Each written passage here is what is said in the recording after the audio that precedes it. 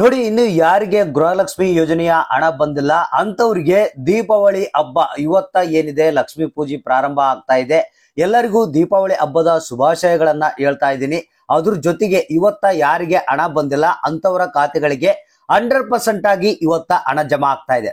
ಹೌದು ಸ್ನೇಹಿತರೆ, ಈಗಾಗಲೇ ನಿನ್ನೆ 23ನೇ ಕಂತಿನ ಹಣ ಬಿಡುಗಡೆ ಆಗಿದೆ. ಇನ್ನು ಯಾರಿಗಾದ್ರೂ ಏನು ಹಣ ಬಂದಿಲ್ಲ ಅಂತಂದ್ರೆ ಇವತ್ತ 100% ಆಗಿ ನಿಮ್ಮ ಖಾತೆಗಳಿಗೆ ಹಣ ಬಿಡುಗಡೆ ಆಗ್ತಾ ಇದೆ.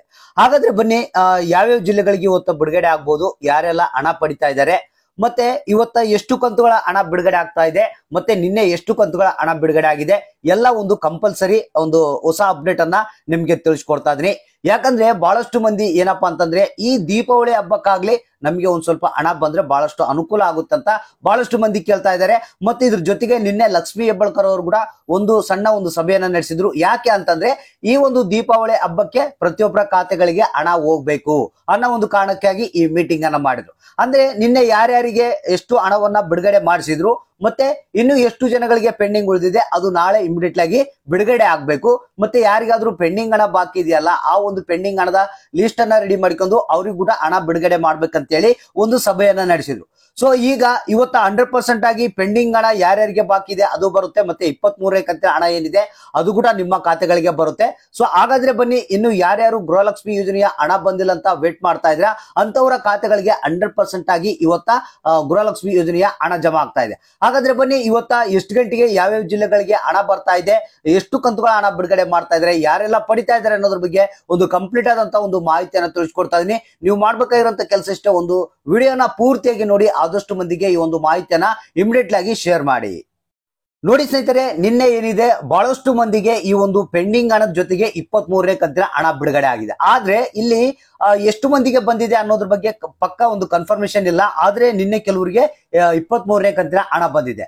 ಅಂದ್ರೆ ಇಲ್ಲಿ ಬಹಳಷ್ಟು ಮಂದಿ ಏನಪ್ಪಾ ಅಂತಂದ್ರೆ, ಸರ್ ನಮಗೆ 22ನೇ ಕಂತಿನ ಹಣ ಬಂದಿಲ್ಲ, ಜೊತೆಗೆ 23ನೇ ಕಂತಿನ ಹಣ ಬಂದಿಲ್ಲ, ಮತ್ತೆ 21ನೇ ಕಂತಿನ ಹಣ ಬಂದಿಲ್ಲ ಅಂತ ಕೇಳ್ತಾ ಇದ್ದಾರೆ. ಸೊ ಹಾಗಾದ್ರೆ ನಿನ್ನೆ ಒಂದು ಸಭೆಯಲ್ಲಿ ಏನ್ ತೀರ್ಮಾನವನ್ನ ತೆಗೆದುಕೊಳ್ಳಲಾಗಿದೆ ಅದೇ ಪ್ರಕಾರ ಇವತ್ತ ಹಣವನ್ನ 100% ಆಗಿ ರಿಲೀಸ್ ಮಾಡ್ತಾ ಇದ್ದಾರೆ. ಸೊ ನಲ್ಲಿ ನಮಗೆ ಬಂದಿರುವಂತ ಒಂದು ವರದಿ ಪ್ರಕಾರ ಇವತ್ತ 21, 22, 23 ಅಂದ್ರೆ ಮೇನ್ ಕಂತು ಏನಿದೆ 23ನೇ ಕಂತಿನ ಹಣ ಬಿಡುಗಡೆ ಆಗ್ತಾ ಇದೆ. ಅದ್ರ ಜೊತೆಗೆ ಕೆಲವೊಬ್ಬರಿಗೆ ಪೆಂಡಿಂಗ್ ಹಣ ಕೂಡ ರಿಲೀಸ್ ಮಾಡ್ತಾ ಇದ್ದಾರೆ.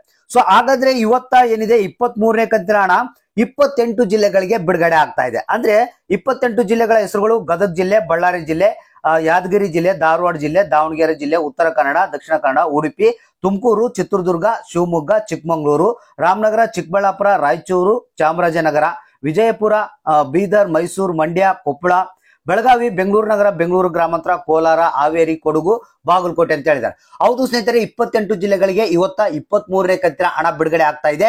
ಇದು ಒಂದೇ ಅಲ್ಲ, ಇದ್ರ ಜೊತೆಗೆ ಯಾರಿಗೆ 22ನೇ ಕಂತಿನ ಹಣ ಮತ್ತೆ 21ನೇ ಕಂತಿನ ಹಣ ಪೆಂಡಿಂಗ್ ಇದೆ, ಸೊ ಆ ಒಂದು ಹಣ ಕೂಡ ನಿನ್ನೆ ರಿಲೀಸ್ ಮಾಡಿದ್ದಾರೆ. ಅಂದ್ರೆ ಸ್ವಲ್ಪ ಲೇಟ್ ಆಗಿ ಯಾರಿಗೆ ಇನ್ನೂ ಬಂದಿಲ್ಲ ಅಂತವ್ರಿಗೆ ಇವತ್ತ 100% ಆಗಿ ಜಮಾ ಆಗ್ತಾ ಇದೆ. ಸೊ ಹಾಗಾದ್ರೆ ಇವತ್ತ ತಾಳ್ಮೆಲಿಂದ ವೇಟ್ ಮಾಡ್ತಾ ಇರಿ. ನಿಮ್ಮ ಖಾತೆಗಳಿಗೆ ಇವತ್ತ 100% ಆಗಿ 4,000 ಬರ್ಬೋದು, 6,000 ಬರ್ಬೋದು, 2,000 ಬರ್ಬೋದು.